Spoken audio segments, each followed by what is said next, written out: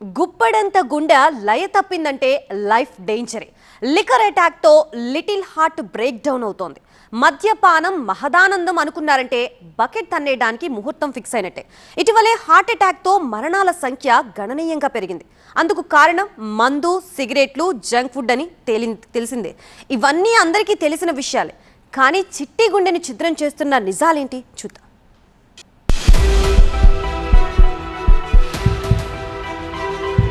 గుప్పెడంత గుండె టక్కున ఆగిపోతుంది. వెంటనే ఇలా సిపిఆర్ చేయండి, ప్రాణాలని కాపాడొచ్చు. సిపిఆర్ పై అవగాహన పెరుగుతోంది, మంచిదే. కానీ సడన్ గా ఇలా హార్ట్ అటాక్ ఎందుకు వస్తుంది? మద్యపానం, ధూమపానం, శీతల పానీయం ప్రాణానికి మహాప్రమాదం, డౌటే లేదు. మరణం ధనాధన్. ఇది క్రిస్టల్ క్లియర్ గా డాక్టర్లు చెబుతున్న హార్ట్ బ్రేకింగ్ ట్రూత్. స్టిమ్యులెంట్స్ అంటే స్మోకింగ్ కానీ, లేదంటే ఆల్కహాల్ కానీ, లేదంటే ఎనర్జీ డ్రింక్స్ కానీ. సో కూల్ డ్రింక్స్ అనేవి చాలా సేఫ్ అని చాలామంది అనుకుంటారు, బట్ అది చాలా పెద్ద అపోహ. దానిలో ఉండే క్యాలరీస్ వల్ల మీకు అయ్యే డ్యామేజ్ మీకు తెలియదు. కూల్ డ్రింక్ ఎంత సాఫ్ట్గా లోపలికి వెళ్ళిపోద్దో అంతే సాఫ్ట్గా మీ బాడీ లోపల మీ రక్తనాళాల్లో బ్లాక్స్ కూడా అంతే స్మూత్గా వెళ్తాయి. ఈ స్మోకింగ్, ఆల్కహాల్ వీటి వాడకం ఎంత తక్కువ ఉంటే అంత మంచిది. కంప్లీట్గా స్మోక్ చేయటం, నికోటిన్ వాడకం in any form, not just smoking, tobacco chewing కూడా అంతే harmful for heart disease or worsening complications of a diabetic patient. అది సంగతి.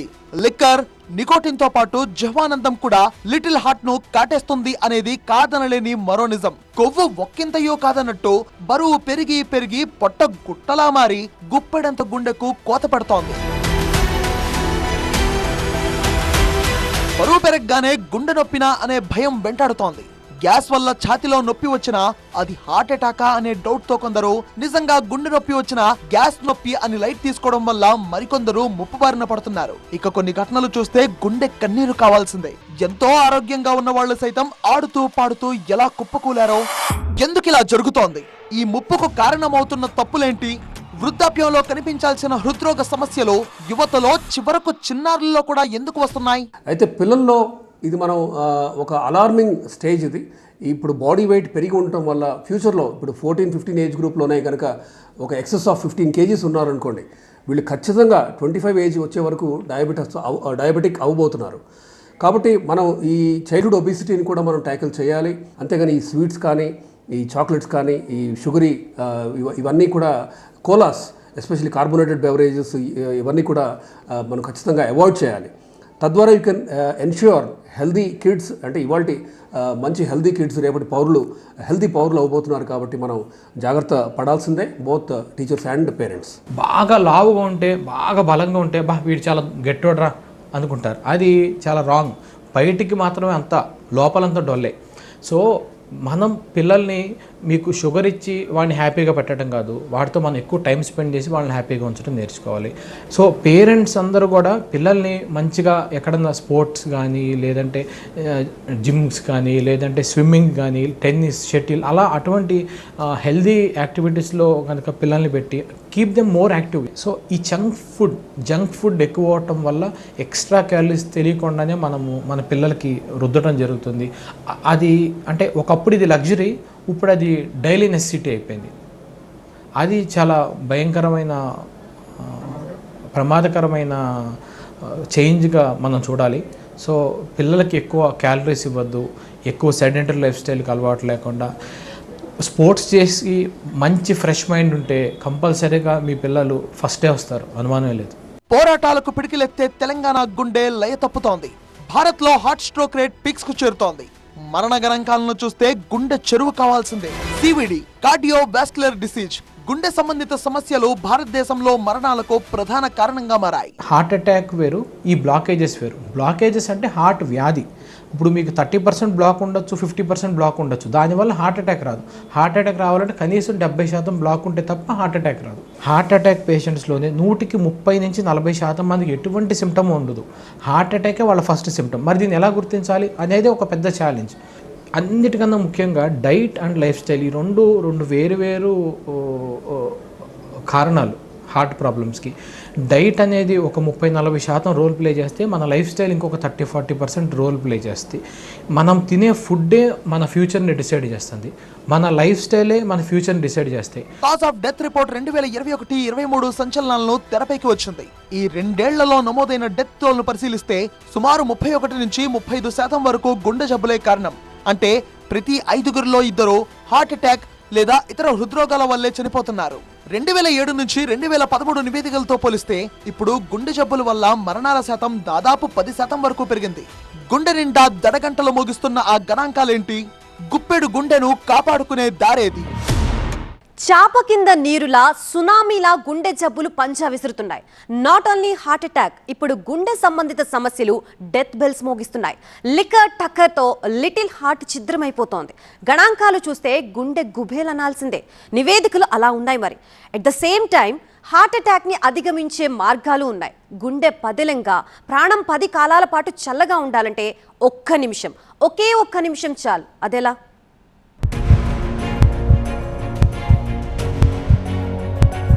హార్ట్ అటాక్ ఈ మాట వినగానే గుండెల్లో రీళ్లు తిరిగే విషాదాలు ఒకటా రెండా? పునీత్ రాజ్ కుమార్, సిద్ధార్థ్ శుక్లా, ఏపీ పొలిటీషియన్ గౌతమ్ రెడ్డి, సిద్ధాంత్ సూర్యవంశీ, ఈ నలుగురు 4 పదుల వయసు వారే. Fitness, health conscious ఉన్నవాళ్లే.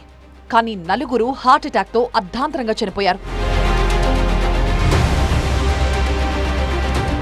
ఆరోగ్యాన్ని నిర్లక్ష్యం చేసేవాళ్లకే కాదు, ఆరోగ్యంగా కనిపించే వాళ్లకి కూడా హార్ట్ థ్రెట్ ఉంటుంది. గుండెపోటు కన్నా రకరకాల కారణాలతో పెరుగుతున్న గుండె సంబంధిత సమస్యలే ఈ మరణాలకి కారణమవుతున్నాయి. హార్ట్ స్ట్రోక్ కి అసలు కారణాలు 4. మనం ఒక 4 కారణాలు మెయిన్గా హార్ట్ రిలేటెడ్ ప్రాబ్లమ్స్ రావడానికి కారణంగా చెప్పుకుంటాం. వాటిని యూజువల్గా 4S అంటాం. అంటే ఒక S అంటే షుగర్. ఈ హై షుగర్ క్యాలరీస్ వల్ల వచ్చే ఇన్ఫ్లమేషన్ మన బాడీలో డయాబెటీస్ ఒకటి, రెండోది దానివల్ల ఉండే ఇన్ఫ్లమేషన్. ఈ రెండింటి వల్ల హార్ట్ ప్రాబ్లమ్స్ ఎక్కువ ఉంటాయి. రెండోది స్ట్రెస్ఫుల్ లైఫ్ స్టైల్, సరైన స్లీప్ లేపటం.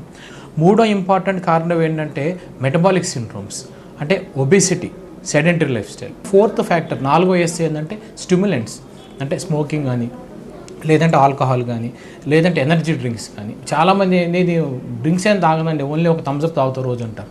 ఒక థమ్స్అప్లో ఉండే కిలో క్యాలరీస్ మీరు 2 days పాటు అన్నం తినిపోయినా కూడా సరిపోతాయి. సో కూల్ డ్రింక్స్ అనేవి చాలా సేఫ్ అని చాలామంది అనుకుంటారు, బట్ అది చాలా పెద్ద అపోహ. కూల్ డ్రింక్స్ తాగేవాళ్ళు కానీ, థమ్స్అప్ కానీ, లేదంటే కోక్ కానీ, any drink in that matter, దానిలో ఉండే క్యాలరీస్ వల్ల మీకు అయ్యే డ్యామేజ్ మీకు తెలియదు. కూల్ డ్రింక్ ఎంత సాఫ్ట్గా లోపలికి వెళ్ళిపోద్దో అంతే సాఫ్ట్గా మీ బాడీ లోపల మీ రక్తనాళాల్లో బ్లాక్స్ కూడా అంతే స్మూత్గా వెళ్తాయి. సో ఈ 4Sల వల్ల మనకి మిగిలిన దేశాలతో పోలిస్తే మనకి ఇవన్నీ ఎక్కువ ఉండటం వల్ల మనకి బ్లాకేజెస్ కానీ, హార్ట్ అటాక్స్ కానీ ఇవన్నీ ఎక్కువగా వస్తున్నాయి అనేది మనం ఐడెంటిఫై చేసాం. ఇక మరింత ఆందోళన కలిగిస్తున్న విషయం ఏంటంటే యువతలో గుండె సంబంధిత సమస్యలు గణనీయంగా పెరుగుతున్నాయి. అందుకు కారణం మారిన జీవన శైలి, జంక్ ఫుడ్, ఫిట్నెస్ పై శ్రద్ధ చూపకపోవటం, వెరసి షుగర్, బీపీ, కొలెస్ట్రాల్ ఇవన్నీ కూడా హార్ట్ అటాక్ రిస్క్ ని తీవ్రంగా పెంచుతున్నాయి. ముఖ్యంగా డయాబెటిస్ డేంజర్ బెల్స్ మోగిస్తోంది. Diabetes capital of the world అని ఇండియాని అంటూ ఉంటారు. In fact South India is even more apt diabetes capital అని చెప్పడానికి.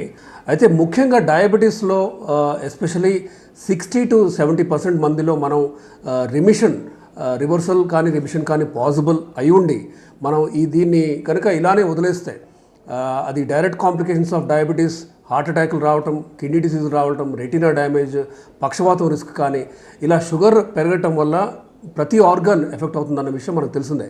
సో మనం ముందే కనిపెట్టి ప్రీ డయాబెటిక్ స్టేజ్లో ఉన్న వాళ్ళని నాన్ డయాబెటిక్ అయ్యే విధంగా జీవన శైలిలో లైఫ్ స్టైల్ మార్పులు చేస్తే ఖచ్చితంగా health care burden to the society మనం గ్రాస్గా చాలా సిగ్నిఫికెంట్గా తగ్గించచ్చు. Heart attack risk in diabetic patient చాలా ఎక్కువ ఉంటుంది, ఒక 20 రెట్లు పెరిగి ఉంటుంది. ఇన్ఫ్యాక్ట్ ఇది directly linked with uncontrolled sugar కనుక 300, 400, HbA1c 10-12 అలా ఉందనుకోండి, హార్ట్ అటాక్ రిస్క్ బాగా పెరుగుతుంది. కాబట్టి heart attack risk is very high in diabetic patients. And త్వరగా మనం కనుక షుగర్ కంట్రోల్ చేయకపోతే ఆర్ షుగర్ ఉందో లేదో మనం కనిపెట్టలేకపోతే ఖచ్చితంగా హార్ట్ డిసీజ్ వైపు ఈ ప్రజల ఆరోగ్యం అటువైపు వెళ్తుంది. ఇప్పుడు హార్ట్ అటాక్ అనేది వృద్ధుల సమస్య మాత్రమే కాదు, 30s, 40s ఉన్న వాళ్ళకు కూడా హార్ట్ అటాక్స్ వస్తున్నాయి. ప్రతి ఒక్కరూ ఏడాదికి ఒక్కసారైనా గుండె పరీక్షలు చేయించుకోవాలి. సకాలంలో గుర్తిస్తే హార్ట్ అటాక్ వల్ల జరిగే మరణాల్ని చాలా వరకు నివారించొచ్చు. రక్తంలో చక్కెర, బీపీ, కొలెస్ట్రాల్ నియంత్రణలో ఉంటేనే గుండె ఆరోగ్యంగా ఉంటుంది. హార్ట్ బీట్ సరిగ్గా ఉండాలంటే ఆహార నియంత్రణ పాటించాలి. నడక, వ్యాయామం తప్పనిసరి. రోజుకి కనీసం అరగంటైనా నడవాలి. వీలైనంతగా ఉప్పు, చక్కెర, కొవ్వు పదార్థాలు మానేయాలి. No smoking, no liquor. మందు మానేస్తే గుండె పదిలంగా ఉంటుంది. ఇక ఎప్పటికప్పుడు హెల్త్ చెకప్ చేయించుకోవడం చాలా మంచిది. ఒత్తిడి నుంచి దూరంగా ఉండాలి. మంచి జీవన విధానమే ఆరోగ్యానికి శ్రీరామరక్ష. నిర్లక్ష్యం చేస్తే షుగర్, బీపీ వంటివి పెరిగి గుండెకి ఎసరు పడతాయి. డయాబెటీస్ విషయంలో జాగ్రత్తగా లేకపోతే హార్ట్ అటాక్ ప్రమాదం రెండింతలవుతుందంటున్నారు డాక్టర్లు. బ్లడ్లో చిక్కగా ఉందా, హార్ట్ అటాక్ రిస్క్ని ముందే పసిగట్టే కొన్ని టెస్టులు ఉన్నాయి. లైపోప్రోటీన్ బి అవ్వచ్చు, లైపోప్రోటీన్ ఏ, లిటిల్ ఏ అంటాము, అది కానీ హెచ్ఎస్సిఆర్పి కానీ, ఇలా కొన్ని ఇండైరెక్ట్ మార్కర్స్తో ఫ్యూచర్లో హార్ట్ అటాక్ రిస్క్ ఉందా లేదా మనం ముందే పసిగట్టచ్చు. తద్వారా మనం ఖచ్చితంగా సొసైటీకి హెల్త్ కేర్ బర్డెన్ కానీ కాస్ట్ కానీ ఫ్యూచర్లో మనం తగ్గించే ప్రయత్నం చేయొచ్చు.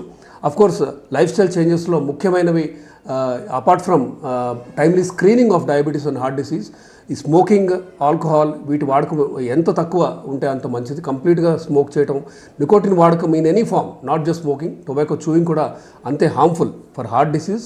ఎక్సర్సైజ్ చేయటం, సరైన డైట్ తీసుకోవడం, అన్ప్రాసెస్డ్ తక్కువ ప్రాసెస్ చేసిన ఫుడ్స్ తీసుకోవటం అవ్వచ్చు, కార్బ్ ఇంటేక్ బాగా తగ్గియటం అవ్వచ్చు, ఫ్యాట్ ఇంటేక్ తగ్గియటం, ట్రాన్స్ ఫ్యాట్ రిచ్ ఫుడ్స్ అంటే నూనెలో వేయించిన ఫ్యాటీ ఫుడ్స్ని మనం అవాయిడ్ చేయటం, ఫ్రూట్స్ అండ్ వెజిటబుల్స్ని ఇంక్రీజ్ చేయటం, ఎక్సర్సైజ్ చేస్తూ మంచి enough 6 to 7 hours of sleep ఉండేలాగా చూసుకోవటం, దెన్ మెడిటేషన్ లాంటివి కూడా చేయటం.